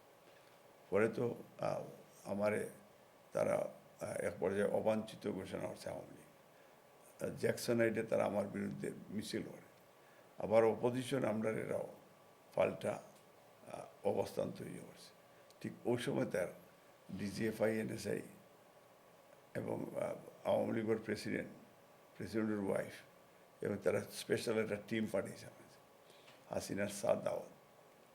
আমার কন্ডিশন আছে, ইয়েস আমি চাইম যদি বেগম খালেদা জিয়ার আনকন্ডিশনাল রিলিজ দিয়ে বিদেশ চিকিৎসালয় পাঠাইলে তারাও অ্যাকসেপ্ট করছে, রাজি হয়েছে। কিন্তু প্রশ্নটা হইলে তারা হতে হলে আগে আমি যেতাম, বাদে গেলেও ঘোষণা দিব। আর আমার প্রশ্ন আমি হয়েছে যে আগে তুমি যেন ঘোষণা দাও, ঠিক পরে আমি যাব আপনার চা খাওয়া যাব। আমরা আমাদের জায়গার থেকে আমরা হাসিনা 11 দিন আমরা আপনার লন্ডনে অবরোধ করা it's not matter of job. আমরা হাসিনা চিৎকার করে বলেছে বিএনপিকে বললো হোটেল পাই না, তারেককে বললো হোটেল পাই না। আর -4 আমরা যেদিন ম্যাডাম খালেদা জিয়ার তারা জেলে সেন্টেন্স দিত নেই, ব্রিটিশ প্রধানমন্ত্রী কার্যালয় গেরা হচ্ছে বুর সাইটটা। এটা তো পৃথিবীর কোনো জায়গায় তো এই ধরনের আন্দোলন নেই। আমরা এককভাবে ওয়ার্ল্ডের বৃহত্তর আন্দোলন আমরা ওয়ার্ল্ড ওয়াইড আমরা করেছি। এই জন্য এটার লিডারশিপও আমি দিয়েছি। এবং মানুষের আপনি ইউটিউবে গেলে দেখবেন আমার কালো পতাকা বাংলা নিয়ে মাথায়, আপনি দেখবেন যে আমরা আপনার কাপড়ও মাথায় নিয়ে যে হাইপার কর্নার থেকে লক্ষ ব্রিটিশ বাংলাদেশিদেরকে সাথে করে নিয়ে 7 কিলোমিটার আমরা মার্চ করে আপনার ব্রিটিশ প্রধানমন্ত্রী কার্যালয় অবরোধ করে রাখছি প্রায় 4 ঘন্টা। এটা ওয়ান কাইন্ড অফ হিস্ট্রি। আপনি যে কোমলমতি ছাত্রছাত্রীদের পক্ষে আমাদের অবস্থান আপনার যদি দেখেন ট্রাফালগার স্কোয়ারে, সেখানে লক্ষ জনতা, আমরা তাদেরকে সাপোর্ট দিয়েছি, আমরা ফিল্ডে কাজ করেছি এবং ব্রিটিশ পার্লামেন্ট অবরোধ করেছি। সেই আমরা তো বাংলাদেশের পক্ষে কিন্তু গত 15 বছর ভারপ্রাপ্ত চেয়ারম্যান জনাব তারেক রহমান উনি মানুষের ভোটাধিকার ফিরিয়ে দেওয়ার জন্য যে নেতৃত্ব দিয়েছে, আমরা তার সোলজার, আমরাও সেই নেতৃত্বর সেই প্রভাবেই তো বাংলাদেশে আপনার সেই আন্দোলনগুলি উনি তো নেতৃত্ব দিয়েছে। ইভেন জামাতের আমিরও বলেছেন যে তারেক রহমানের সেই ডাইনামিক লিডারশিপ, এটা যদি উনি দেশের বাইরে থেকে উনি এই লিডারশিপটা দিয়েছেন, আমরা ধন্যবাদ দিই তারেক রহমানকে। তাইলে বুঝতে হবে তারেক রহমান এই যুগের কার্ল মার্কস। এটা বিবিসি সিরাজ রহমান এই কথাটা বলেছে। এই নির্বাচন তারেক রহমান বিএনপিকে দানের শীষ সারা বাংলাদেশে উইন করবে, এটা সারা পৃথিবীর মানুষ জানে। আজকে আমরা অনেকেই আবার আমাদের ইলেকশন যাতে না হয় দিল্লিতে দৌড়াচ্ছে আমাদের রাজনৈতিক দল, যারা ইসলামের নামে বিক্রি করে যারা রাজনীতি করতে চায়, তারা আবার বিভিন্ন সময় বলে ভারতকে কষ্ট দেওয়া যাবে না। তাহলে আমার রামপাল নিয়ে গেল, চিটাং সমুদ্রবন্দর নিয়ে গেল, এখন করিডোর নিল, তো এগুলি তো ফারাক্কার সমস্যার সমাধান হয়নি। বরাক নদীর উজানে টিপাইমুখী বাঁধ, যেটার জন্য ইলিয়াস আলী গুম হয়েছে, এটারও তো সমাধান আমরা হয়নি। তা আজকে যে বর্ষার সিজনে বাংলাদেশে সিলেটে পানি বন্যায় ভেসে যায় বিকজ অফ ডিউ টু পাহাড়ি পানি, এটারও তো সমস্যার সমাধান দিতে হবে। বিটিআর মেসাগারের এখন পর্যন্ত কোনো সমাধান বাংলাদেশের মানুষে পায়নি। এবং এই জন্য আমাদের এই দেশে একটা গণতান্ত্রিক সরকার না হওয়া পর্যন্ত আইনের শাসন স্টাবলিশড হবে না। সাম্য, মানবিক মর্যাদা, সামাজিক ন্যায় বিচার, এটা তো আমাদের পুনঃপ্রতিষ্ঠা করতে হবে, ফেরত আনতে হবে। এবং এইগুলি যেটার জন্য আমরা মুক্তিযুদ্ধ করেছি, যেটার জন্য এই দেশের মানুষ যুদ্ধ করেছে, যেটার জন্য কোমলমতি ছাত্রছাত্রীরা জীবন দিয়েছে, সেই জিনিসগুলি আনতে হলে একমাত্র আপনার গণতান্ত্রিক পরিবেশ যা আপনার তৈরি করতে হবে। এবং একটা আমার ভোট আমি দিব, যারে খুশি তারে দিব। এখন সেই এই যে আরেকটা কনস্পিরেসি এগেনস্ট দি কান্ট্রি, যে আমরা পেয়ার পদ্ধতি, এই যে পেয়ার পদ্ধতি, এটা হচ্ছে এক ধরনের এই যে গোপাল ভাঁড়ের কাহিনী। কারণ এই যে আকাশে আপনার হাঁড়ি বসাবে আর নিচে জাল দিতে থাকবে, যত বছর খাওয়া হবে না অত বছর। এই দেশের নির্বাচন না হওয়ার জন্য ওয়ান কাইন্ড অফ কনস্পিরেসি, এবং এটা মূলত ইন্ডিয়ান কনস্পিরেসি। এবং ইন্ডিয়ার সাথে এই দলগুলি কানেক্টিভ। এখন এত বছর তারা ব্লেম করলো যে আওয়ামী লীগ ইন্ডিয়ার দালাল। এখন দেখা যায় বাংলাদেশের একটা ধর্মীয় আপনার রাজনীতি যারা করছে, তারা আবার দেখি যে এই ইন্ডিয়ার দালালি করতেছে। আবার তারা দেখলাম এরা এই যে তারা এই দেশের মানুষকে বিভিন্নভাবে ধোঁকা দিতেছে যে তারা ইসলামিক রাষ্ট্র করবে। ইসলামিক এই দেশে এই আপনি যে রাষ্ট্রই করেন, এটা এখানে যদি আপনার মানুষের ফ্রিডম না থাকে, এখানে যদি আপনার ধর্ম মূল্যবোধে বিশ্বাস, আপনার ধর্ম মূল্যবোধে আমি মুসলমান, আরেকজন খ্রিস্টান, আরেকজন হিন্দু, আরেকজন বুদ্ধিস্ট, যার তার একই জায়গায় বসবো, কিন্তু যার তার ফিলিংস, ফেইথ গ্রুপের প্রতি আমার সেখানে রেসপেক্ট। এই তো আমি কদিন আগে ইভেন ওই যে আপনার গত দুর্গা পূজায় আমি শিববাড়ি থেকে শুরু করে একেবারে বালাগঞ্জ পর্যন্ত, ফেঞ্চুগঞ্জ যত মন্দির ছিল সব দেখেছি। আবার এখানে এই যে আমরা ওই যে ডিউটি বললো, আমি শিববাড়ি মন্দিরেও আরেকটা দিয়েছি। ছোটোবেলা আমরা একসাথে বড় হয়েছি, যেমন আমার পাশের গ্রামে হিন্দুরা ছিল, তাদের এই যে পূজাতে বা এই যে রথে, আমার মনে একবার আমার চাচার হাতেরও আমি পিঠা খাইছি, যে রথে আসছি কাউকে না বলে ছোটোবেলার কথা। তা আমাদের এই কালচারে আমরা বড় হয়েছি। মুসলমান, হিন্দু, খ্রিস্টান, বুদ্ধিস্ট মিলেই তো আমরা এই দেশ বিল্ড করবো। এই দেশ তো শুধু একা আমার না, এই দেশ শুধু একা আপনারও না, এই দেশ কোনো রাজনৈতিক দলেরও না। এই দেশের মানুষ, কারণ এত বছর মানুষের, যেমন আজকে গ্রেট ব্রিটেনে যদি আপনি যান, ওয়েস্টমিনস্টার স্টাইল অফ ডেমোক্রেসি, আপনি ব্রিটিশ এমপিরে আপনি গালি দিতে পারবেন, সে এখানে বাধা দিবে না কেউ। অন্যায়ভাবে গালি দিলে এটার বিচার আছে, কিন্তু আপনার ফ্রিডম এমন এক বিষয় যেটা আপনি এই দেশের রাজাকেও আপনি সমালোচনা করতে পারবেন। কিন্তু আমাদের দেশে দেখা গেছে মানুষের ফ্রিডম অফ স্পিচ বলতে কোনো কিছু গত 15 বছর আমরা ছিল না। এবার আমাদের তারেক রহমান যে ৩১ দফা রাষ্ট্র সংস্কার মেরামতের জন্য উনি ঘোষণা করেছেন, এটাতে আপনার এডুকেশন থেকে শুরু করে হেলথ সেক্টর থেকে শুরু করে এগ্রিকালচার, তারপরে তার নারীদের ক্ষমতায়ন, তাদের মানে প্রত্যেকটা বিষয় প্রিসাইসলি ৩১ দফার মধ্যে এইগুলি আছে। এবং আজকে দানের শীষ বেগম খালেদা জিয়া উনি আমাকে দিয়েছেন, তারেক রহমান আমাকে দিয়েছেন। আমি যখন সেই এরশাদ বিরোধী আন্দোলন থেকে নেত্রীকে সাপোর্ট দিয়েছি, আমার রাজনৈতিক হিস্ট্রি, আমি শহীদ প্রেসিডেন্ট জিয়াউর রহমানের হাত ধরে রাজনীতিতে আসছি এবং তারেক রহমানের কর্মী আমি হন। আপনি বুঝতে হবে, কারণ ১/১১ অনেকেই দল ছেড়ে চলে গেছে, অনেকেই মন্নান বইয়ের সাথে চলে গেছে, অনেকেই ফুটবল নিয়ে খেলাধুলা শুরু করে দিছে। আমরা এইগুলি খেলা খেলি না, আমরা আমাদের ইমানি দায়িত্ব আমরা পালন করেছি। আমরা মা বিক্রি করি না ন্যাশনালিস্টরা, ন্যাশনালিস্টরা দেশ বিক্রি করে না। আমরা সেলফিস্ট হই না পলিটিক্সে, সময় সুযোগে পালাবদল করি না, এটা আমাদের ব্লাডে নেই, আমাদের হিস্ট্রিতে নেই। অনেক আছে গত 15 বছর আমার মার ডেড বডি নিয়ে আমি বাংলাদেশে আসতে পারিনি, বিকজ আমার পাসপোর্ট দেয়নি। আমাকে লন্ডনের মতো জায়গায় 2বার রাশিয়ান হিটম্যান দিয়ে আমার বাড়ি অ্যাটাক করেছে। এটা লন্ডন ব্রিটিশ পুলিশে লন্ডনের পত্রপত্রিকা আসছে, হ্যাঁ। এবং এটা একজন আমার গাড়িতে এত বড় টাকার ফিট করে রাখতো, আমি কোন দিকে যাই না যে এইটা তাদের নজরদারিতে ছিল। এবং আজকে এই এই এই লন্ডনে আমি একটা টক শো করেছি। এই টক শোতে তারা টক শোর পরে এসে আমার বাড়ি ভাঙচুর করে অগ্নিসংযোগ 2বার করেছে। বাড়ির একটা ওয়ালে একটা ইটও রাখেনি, টয়লেটের কমোড পর্যন্ত উঠে নিয়ে গেছে।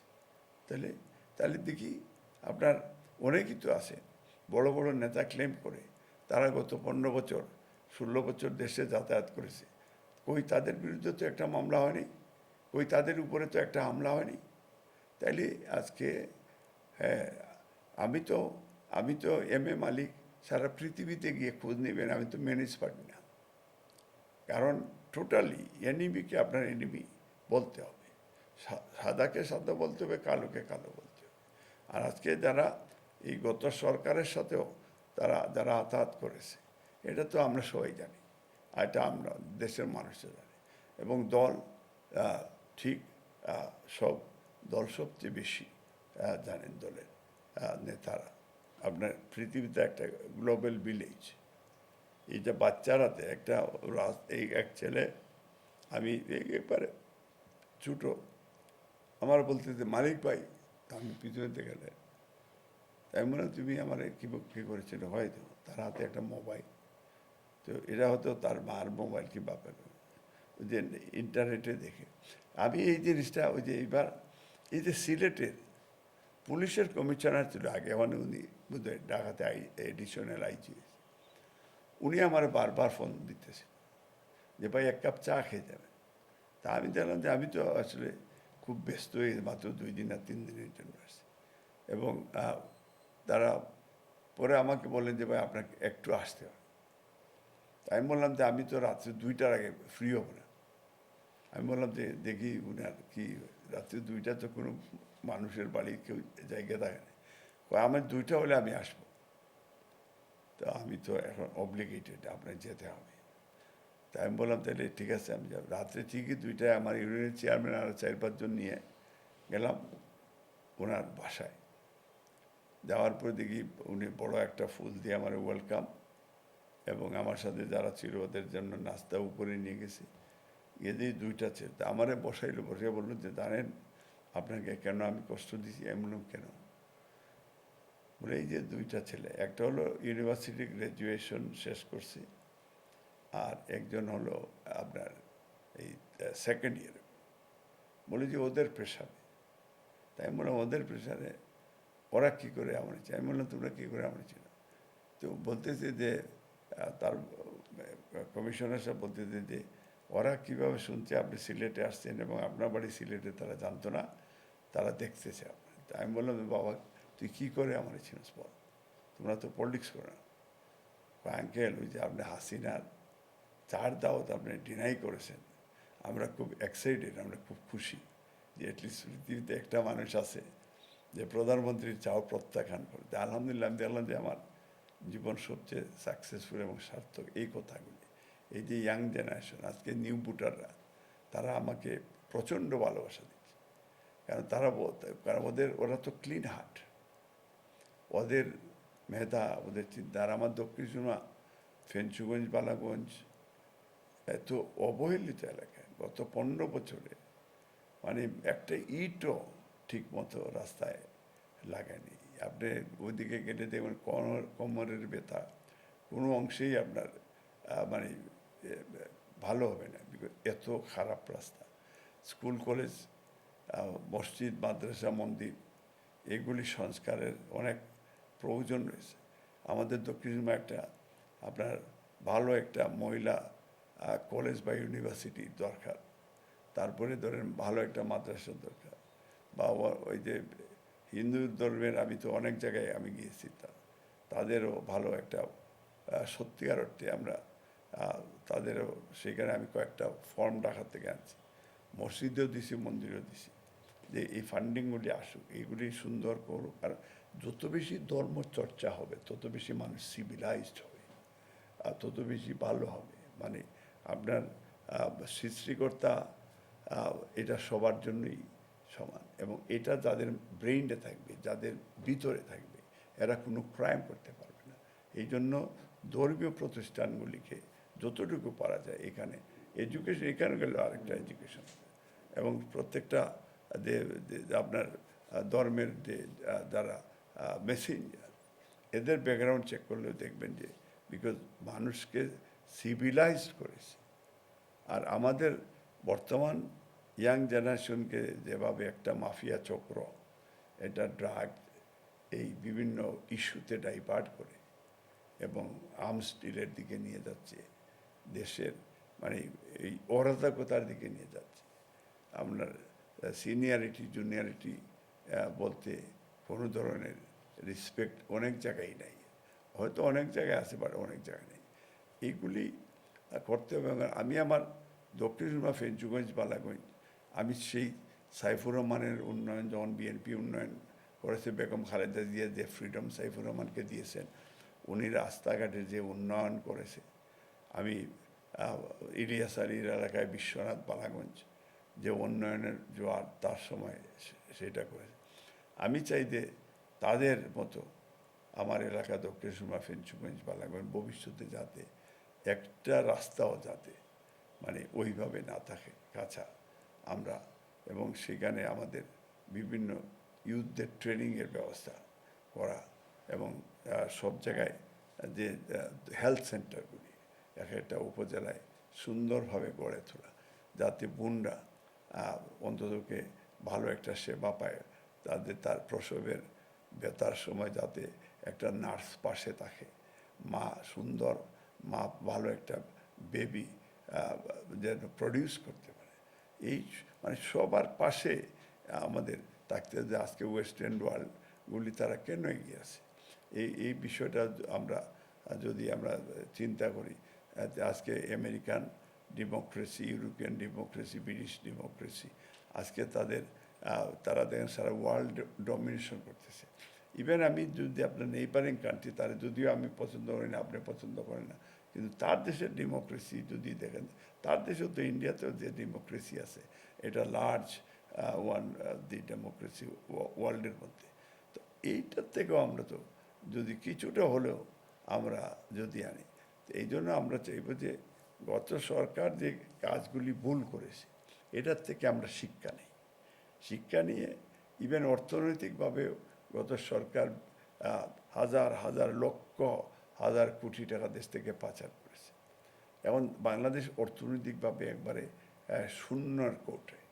এই যে প্রিন্টিং মেশিন দিয়ে টাকা তৈরি করে মানুষের বেতন দেয়, আর আপনি দেখবেন পাবলিকের কাছে যত পচা নোট সবগুলি পাবলিকের কাছে, আর যত এখনও যারা এই যে বাগা বাগা অফিসার বা বড় বড় ব্যবসায়ী, এদের কাছে দেখবেন যে সুন্দর নোটগুলি আছে। তো এগুলির মাধ্যমে একটা দেখি যে মানে ব্যাংকেও ডিসক্রিমিনেশন করে, কারণ আপনাকে দেয় ছেঁড়া নোট আর আরেকজনকে দেয় সেই শক্ত মালিক ভাই, আমরা দেখতেছি সামাজিক মাধ্যমে আপনার কিছু ক্লিপ ভাইরাল। এই ব্যাপারে আপনার নিজের অবস্থানটা কি?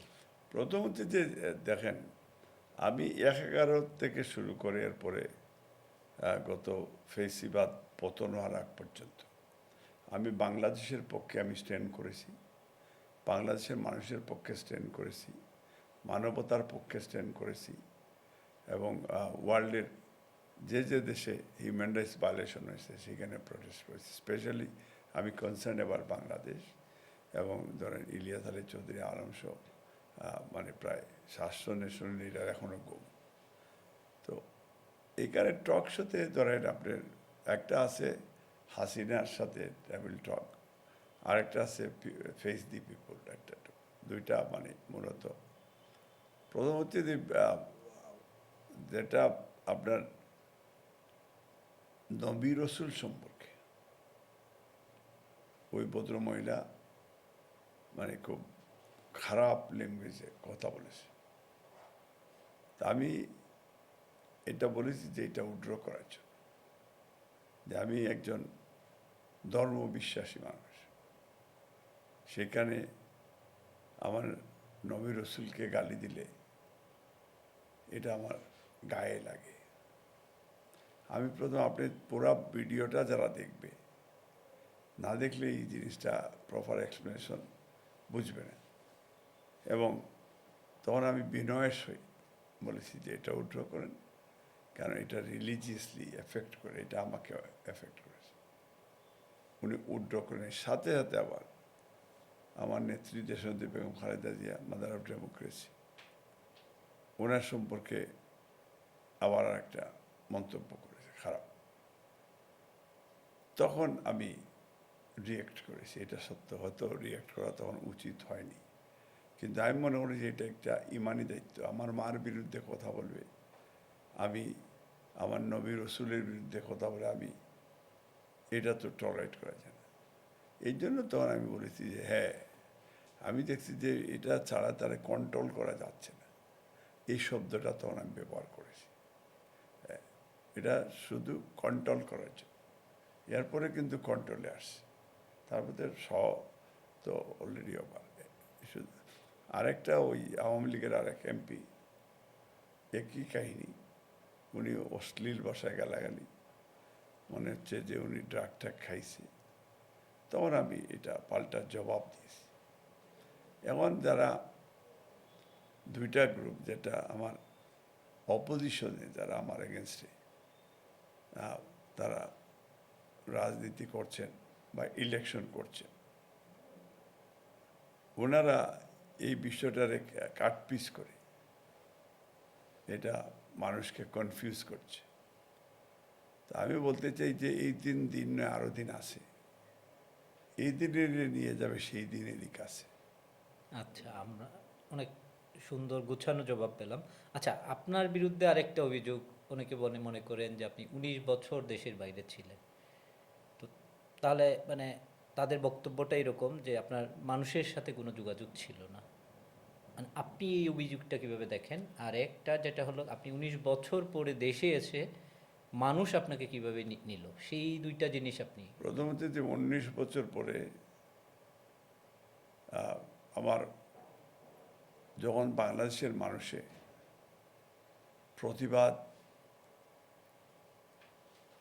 প্রতিরোধ করার সেই ভারসাম্য তারা হারিয়ে ফেলছে, কারণ ফেসিস্টটা এমনভাবে টর্চার করেছে, অ্যাটাক করেছে, যে প্রতিবাদ করার কোনো সুযোগ ছিল না। যারা প্রতিবাদ করেছে, কেউ গুম হয়েছে, কেউ খুন হয়েছে। রেবের ক্রসফায়ার আমরা স্টপ করেছি, ব্রিটিশ পার্লামেন্টে এমপিদেরকে আমরা লবিং করেছি, ইউরোপিয়ান ইউনিয়নে আমরা লবিং করেছি, এবং জাতিসংঘে আমরা লবিং করেছি, লবিংও করেছি, ফিল্ডেও গিয়েছি, প্রতিবাদও করেছি। তখন আমি এই দলের এবং দেশের অ্যাম্বাসেডারের দায়িত্ব পালন করেছি, হিউম্যান রাইটসের অ্যাম্বাসেডারের দায়িত্ব পালন করেছি। আমার প্রতিপক্ষ শুধু যারা আমাকে পছন্দ করে না, বা যারা আমার অপোজিশন, তারা মনে করে যে তারা ফেল করবে, আমার সাথে ইলেকশনে হেরে যাবে ইনশাল্লাহ, এবং এরা অপপ্রচার করছে যে আমাকে কেউ চেনে না। আমাকে কেউ চেনে না এটা তাদের কি? তারা তো বলছে তার খুশি হওয়ার দরকার। আজকে যদি অন্য প্রার্থী আমাকে যদি মানুষের না চিনেতে তার খুশি হওয়ার দরকার, সে কেন কনসার্ন? তাহলে বুঝতেই পারতেছেন। এবং সেই দিন গত শনিবার দিনই তো লক্ষ মানুষের সমাবেশ। এবং আপনি যদি দেখেন লাস্ট নাইট তেতলি ইউনিয়নে হাজার হাজার মানুষ। এর আগের দিন আপনি দেখেন গত পরশু দিন রাত্রে উঠান বৈঠকে ইউ ক্যান ইমাজিন দ্যাট যে আজকে প্রায় 5 থেকে 7 হাজার লোক উঠান বৈঠক। এবং আমি গতকালকে গিলাছড়ায় গেছি রাত্রে। রাত্রে 2টা প্রোগ্রাম, একটা তেতলি ইউনিয়নে করেছি, গিলাছড়া 2টা জায়গায়। আপনি এইগুলি না দেখলে আমি এক্সপ্লেন করতে পারব যে মানুষের দল, মুরব্বীরা, ইয়াং জেনারেশনরা, স্টুডেন্টরা, মানে একবারে মানে দলমত নির্বিশেষ। আমি মাসে এটা দলমত নির্বিশেষ, আমার দলের লোক শুধু না, একেবারে মানে যারা নিরপেক্ষ ভোটার তারা কিন্তু আমাকে সাপোর্ট করছে। আলহামদুলিল্লাহ, আমার বিশ্বাস আমি দক্ষিণ সীমা ফেঞ্চুগঞ্জ বারাগঞ্জে বিপুল ভোটের ব্যবধানে, আল্লাহ যদি চায় তাহলে আমি উইন করবো ইনশাল্লাহ। ইনশাআল্লাহ। আচ্ছা, বিএনপির মনোনয়নে প্রবাস থেকে যারা পেয়েছেন সিলেটের, তার মধ্যে আপনি একজন। তো আমাদের সিলেট হলো কি প্রবাসী অধ্যুষিত অঞ্চল। তো আপনার প্রবাসীদের নিয়ে কোনো পরিকল্পনা বা চিন্তাভাবনা কি আছে কিনা না, এবং আপনার নির্বাচনী কোনো পরিকল্পনা আছে কিনা না আপনার জনগণের জন্য? প্রথম হচ্ছে যে আমার প্রবাসী এটা বিগ ফ্যাক্টর না। 2টা রিজন। একটা হচ্ছে যে প্রবাসীরা রেমিটেন্স যোদ্ধা, বাংলাদেশের সিংহভাগ রেমিটেন্সে তাদের কন্ট্রিবিউশন। সেকেন্ড হচ্ছে প্রত্যেকটা প্রবাসী তাদেরকে সিআইপি বলা হয়। এমন 2.5 কোটি ভোটার এমন প্রবাসীরা। এমন প্রবাসীদেরকে আপনি প্রবাসী বলতে পারবেন না, এরা প্রবাসী বাংলা, এরা কিন্তু বিগ প্লেয়ার নাও। কারণ তাদের 2.5 কোটি ভোটার বুঝতেই পারতেছেন যেদিকে যাবে। তো সেই বিষয়টা নিশ্চিত করা। এবং আমরা যারা, আমি প্রবাসী কোনো কোটা নেই এই হিসাবে আমি পাই নেই। আমি পেয়েছি দেশবন্ধী Begum Khaleda Zia, mother of democracy, চেয়ারপারসনের উপদেষ্টা। আমি আমার এলাকার মানুষের কাছে যে গ্রহণযোগ্যতা, বিএনপি কি হুট করে দিয়েছে আপনি বলেন? এটা অনেক রিপোর্ট আছে, বিভিন্ন এজেন্সি রিপোর্ট আছে, দলের একাধিক রিপোর্ট আছে। ভারপ্রাপ্ত চেয়ারম্যান সাহেব উনি একবারে মানে এমন কোনো পার্সন নাই প্রত্যেকটা কনস্টিটিউয়েন্সিতে যে ইনভেস্টিগেশন ছাড়া এটা দিয়েছে। বিএনপি এবার দিয়েছে যারা ইলেকশন করলে উইন করতে পারবে তাদেরকেই দিয়েছে। তা আমি could be one of the lucky, আলহামদুলিল্লাহ, সেই লাকি পার্সন আমি। এখন আমার দলের ভিতরে অফকোর্স তাদের একটা মনের মধ্যে কষ্ট লাগবে, এটা তাদের জায়গায় আমি হলে আমারও কষ্ট লাগবে। কিন্তু দল মহাসচিবও বলেছেন বা পার্টি ভারপ্রাপ্ত চেয়ারম্যানও বলেছেন যে দল মহাসচিব বলেছেন যে আপনারা তো দল পাওয়ারে আসলে আপনাদেরকে অনেকভাবেই আমরা সম্মানিত করতে পারব। তো সেই বিষয়টা আমরা যদি চিন্তা করি, আমাকে আমেরিকান এক বড় একজন ডিপ্লোম্যাট আমাকে বলছিল যে তুমি কি চাও? বলে আমি চাই তুমি আমার দলকে ক্ষমতায় বসায় দাও পাবলিকের ভোটের মাধ্যমে। আমার আর চাওয়ার আর পাওয়ার কিছু নেই। আমার দল ক্ষমতায় আসলে আমি মনে হলো আমি ক্ষমতায় আসি। তা আলহামদুলিল্লাহ সে কিন্তু এটা অনেক জায়গায় বলেছি যে আমি তো আশা করছিলাম তুমি বলবে যে তুমি পার্সোনাল কিছু হেল্প চাও, আমি এটা করিনি। আমি অনেক জায়গায় এটা আমার অনেক পরীক্ষা আমি দিয়েছি, সব পরীক্ষা আমি উত্তীর্ণ হয়েছি। আমি একজন ন্যাশনালিস্ট, আমি মা বিক্রি করবো না। আমি একজন ন্যাশনালিস্ট, দেশ বিক্রি করবো না, দল বিক্রি করবো না। ব্যক্তিগতভাবে আমি খুব খারাপ হইতে পারি, কিন্তু যখন আমি ইমামতির দায়িত্ব নেই, ঠিকমতো আমি ইমামতি করার চেষ্টা করেছি। আমি দলের যুক্তরাজ্য বিএনপির আমি পার্টির সেক্রেটারি কতবার 17 বছর ছিলাম, কনভেনার ছিলাম 2 বছর, প্রেসিডেন্ট কত বছর। তো নিশ্চয়ই মানুষের ভালোবাসা না থাকে। এই যে এখন আমি লন্ডনে নেই, আমি লন্ডনে অনেক ফোন কল আমি রিসিভ করি, আমার কলিগরা তারা কান্নাকাটি করে, মিস করতেছে। তো সেই জিনিসটা আপনার নিশ্চয়ই বাংলাদেশে যদি ধরেন আমি অল্প দিনে আসছি, তা আপনারা তো অনেকেই তো 17 বছর 18 বছর, তা আপনাদের কারোর বিরুদ্ধে কি কোনো মামলা হয়েছে? আপনাদের কি লক্ষ লক্ষ লোক আপনাদের ডাকে আসছে? আপনারাও তো শোডাউন দিয়েছেন, আমি তো 3টা শোডাউন দিছি, আপনারা 2টা শোডাউন দিছে। তা আমার তো শোডাউন পাবলিক কেন আমাকে আসে? আমি তো কোনো কমিটি করি নাই, পকেট কমিটি, গত 15 বছর। আমি তো কোনো থানা কমিটিও আমার ছিল না। তো পাবলিকই তো আমার লাভার, আমার supporter. I love my country, তারা রাইটলি জবাব দিয়েছে। আই লাভ মাই দল, আই লাভ মাই দেশ। আমরা এখন শেষের একটা প্রশ্ন করি আপনাকে, আপনি রাজনীতিতে কেন, এবং একটা বাক্যে বা মানে আপনার শেষের কথাগুলা আপনার দর্শক শ্রোতার জন্য কি বলতে চাচ্ছেন? প্রথমত আমি রাজনীতিতে কেন, বিকজ এটা একটা ইবাদত। মানে এক এক মানুষের এক এক ধরনের কন্ট্রিবিউশন। আপনি একজন সাংবাদিক, এটা আপনার একটা ইবাদত। আপনি নিরপেক্ষ, বস্তুনিষ্ঠ আপনি নিউজ করবেন, অথবা দেশের মানুষকে উজ্জীবিত করবেন, খারাপটাকে তুলে ধরবেন, খারাপের সমালোচনা করবেন।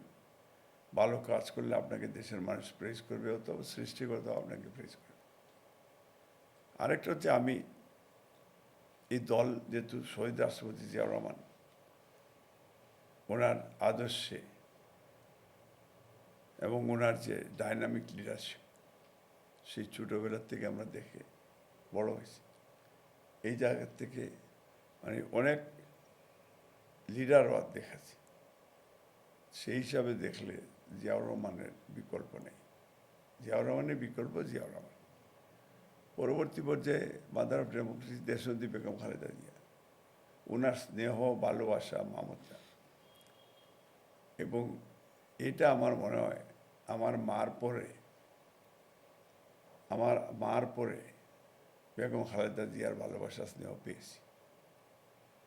তারেক রহমান কত বছর যে কোনো সময় গিয়েছি ওনার বাসায়, আমাদের বোন ডক্টর জুবাইদা না খেয়ে আমাদেরকে আসতে দেয়নি।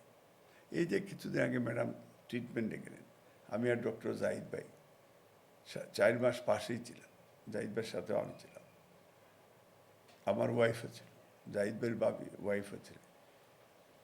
কিন্তু রোজার মাসে ইফতারি টাইমে ওখান থেকে ইফতার না করে ওঠার কোনো সুযোগ ছিল না। ম্যাডাম সেহরির সময় আমাদেরকে, এই যে ভালোবাসার রিলেশনশিপ, জীবনে এর চেয়ে আর বড় কিছু আমার পাওয়া নাই, আলহামদুলিল্লাহ। এই জন্য যদি আমার এলাকাবাসীকে আমি বলতে চাই, স্পেশালি দক্ষিণ সুরমা, ফেঞ্চুগঞ্জ, বালাগঞ্জবাসী, আপনারা আমাকে সাপোর্ট দিয়েছেন এই পর্যন্ত। আমি আসার পর থেকে আপনাদের প্রত্যেকের ঘরে নিয়ে গেছেন, চা, খবি, ভালোবাসা, খাওয়ার থেকে শুরু করে আমি একটা ফেনিও স্পেন্ড করতে পারিনি আমার এলাকায়। প্রত্যেকটা মানুষ আমাকে সাপোর্ট দিচ্ছে। এই সাপোর্টটা আমার বিএনপি, যুব দল, স্বেচ্ছাসেবক দল, জাসাস, আইনজীবী ফোরাম, মহিলা দল, মানুষের ডোর টু ডোর যাচ্ছে আমার লিফলেট নিয়ে, দানের শীষের বক্তব্য নিয়ে, তারেক রহমানের 31 দফা কর্মসূচি নিয়ে। এটা যেন অব্যাহত থাকে। আমাকে যেন আপনারা দয়া করে সাপোর্ট দেন, ভালোবাসেন, এবং আল্লাহর কাছে আপনারা দোয়া করবেন আমি যেন সফল হইতে পারি, এবং দেশের মানুষের সাথে যেন কোনোদিন আমি যেন দেশের মানুষের বিরুদ্ধে, দেশের বিরুদ্ধে কোনো ধরনের ষড়যন্ত্রে লিপ্ত না হয়, কোনো রূপেও যেন না হয়। আল্লাহ তাআলা আমাকে যেন তৌফিক দান করেন। ধন্যবাদ। আসসালামু আলাইকুম। সময় তো দর্শক, আজকে এতক্ষণ আপনারা আজকের পর্বে আমরা এমন একজন মানুষকে দেখলাম যিনি আসলে বাংলাদেশকে ধারণ করেন, যিনি মনে প্রাণে বিশ্বাস করেন বাংলাদেশ তার অন্তরে গেঁথে আছে। তিনি আমাদের এম এ মালিক। আমরা লোকাল পলিটিক্স, রাজনীতি নয় মানুষের কথা, তাকে ধন্যবাদ জানাচ্ছে। আমরা এর পরের পর্বে আরেকজন অন্য কোনো অতিথিকে নিয়ে আবার আসব। সেই পর্যন্ত ধন্যবাদ।